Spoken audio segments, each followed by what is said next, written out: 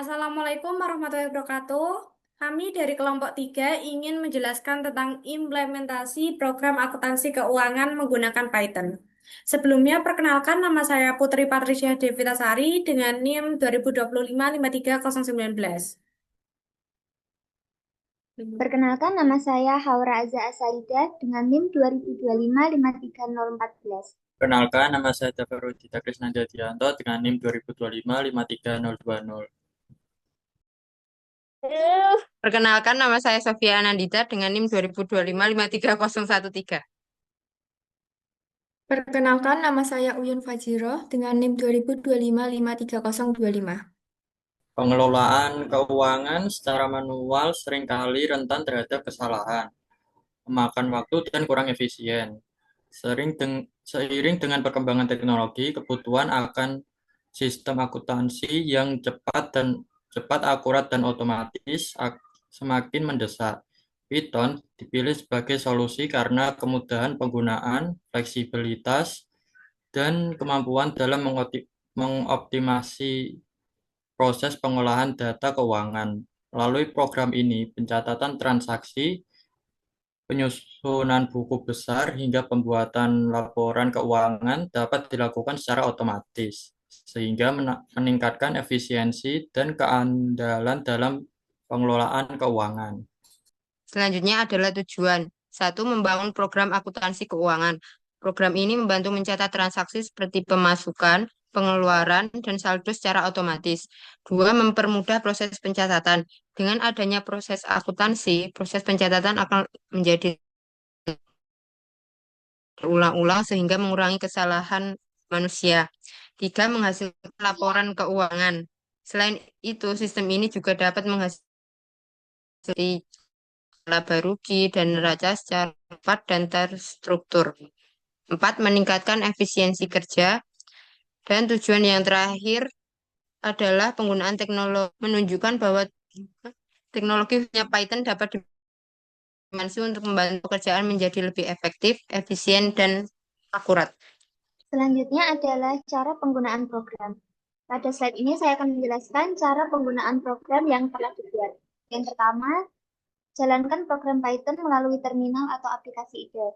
Jadi program bisa melalui terminal maupun aplikasi IDE seperti VS Code atau PyCharm. Yang kedua, memasukkan data transaksi keuangan. Setelah program berjalan, pengguna diminta untuk memasukkan data transaksi keuangan seperti tanggal transaksi, akun yang terlibat, serta jumlah nominal. Yang ketiga, program memproses data menjadi jurnal, buku besar, dan saldo akun.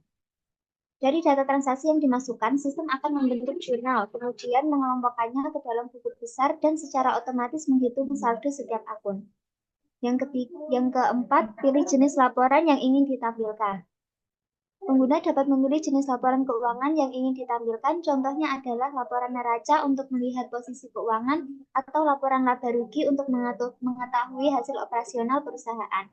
Yang terakhir, lihat atau simpan laporan ke dalam file sesuai kebutuhan. Hasil laporan tersebut dapat ditampilkan di layar maupun disimpan ke dalam file, sehingga bisa digunakan kembali sesuai kebutuhan seperti untuk dokumentasi atau pelaporan. Laporan keuangan seperti jurnal umum, buku besar, laporan laba rugi, dan neraca. Dalam sistem ini, kami menerapkan konsep dasar akuntansi yaitu pencatatan berpasangan atau double entry. Artinya, setiap transaksi ini tuh dicatat selalu memiliki sisi debit dan kredit. Aplikasi ini itu memiliki beberapa menu utama yang terdapat pada sidebar. Menu pertama adalah dashboard yang menampilkan ringkasan kondisi keuangan kantin seperti kas, terus pendapatan, beban, utang, modal, dan laba bersih. Terus selanjutnya yaitu menunya transaksi kantin yang digunakan untuk pencatatan transaksi harian seperti penjualan kantin, terus beban bahan makanan, beban listrik, terus utang usaha. Pengguna ini tuh cukup memilih jenis transaksi dan memasukkan nominal. Misalnya kita menginput, misalnya kita memasukkan penjualan kantin, memilih penjualan kantin, terus masukkan nominal, contohnya 1 juta.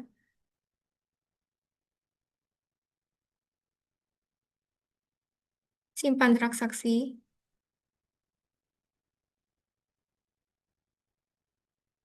Terus selanjutnya menu jurnal umum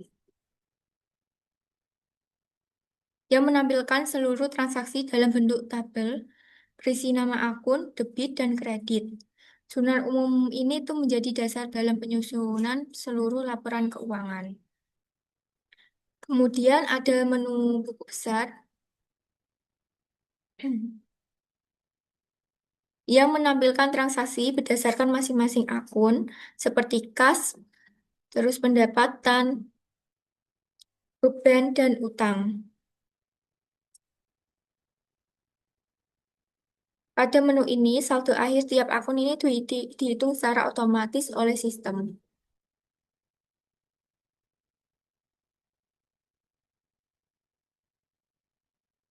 Misal kita mau menambahkan transaksi, tambah transaksi terus jenis transaksi, kita mau menambahkan.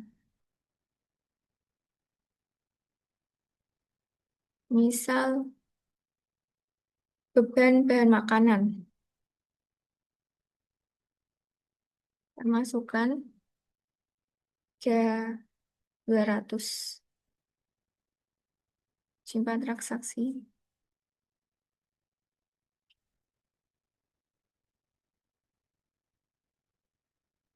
Otomatis masuk ini ya.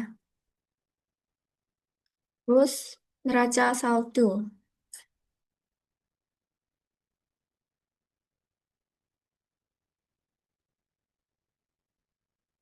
Neraca saldo ini tuh menampilkan daftar akun beserta saldo debit dan kreditnya.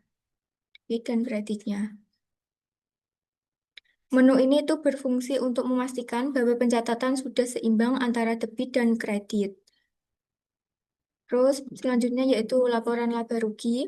Sistem ini tuh menampilkan total pendapatan, total beban, serta laba bersih kantin. Semua perhitungan itu dilakukan secara otomatis tanpa perlu perhitungan manual.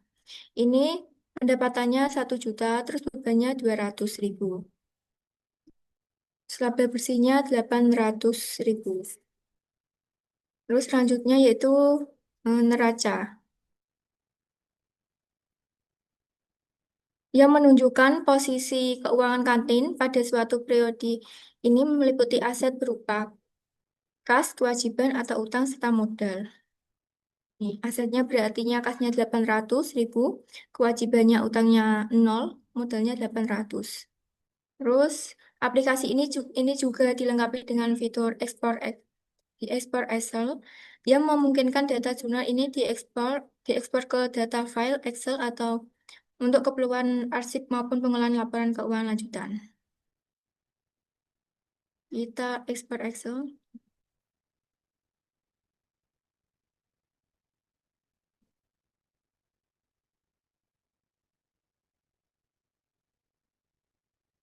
Udah. Ini tampilan saat disimpan di Excel. Ini akun debit dan kredit. Untuk yang terakhir di sini ada kesimpulan. Jadi kesimpulannya itu implementasi program akuntansi keuangan menggunakan Python terbukti membantu mempercepat proses pencatatan transaksi serta penyusunan laporan keuangan. Dengan kemampuan otomatisasi, program dapat mengurangi kesalahan manual dan meningkatkan akurasi data. Python juga memberikan fleksibilitas bagi pengguna untuk mengembangkan fitur sesuai kebutuhan. Secara keseluruhan, pengguna Python menjadikan pengelolaan keuangan lebih efisien, terstruktur, dan mudah diterapkan dalam berbagai kegiatan akuntansi.